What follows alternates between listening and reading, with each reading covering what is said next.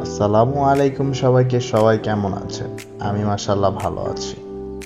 আজকে ঘরে তৈরির পিৎজা নিয়ে কিছু কথা বলবো। পিৎজার আসলে উৎপত্তি কোথা থেকে আমরা কি জানি? ইটালিয়ান নেপলস শহরেই পিৎজার জন্ম।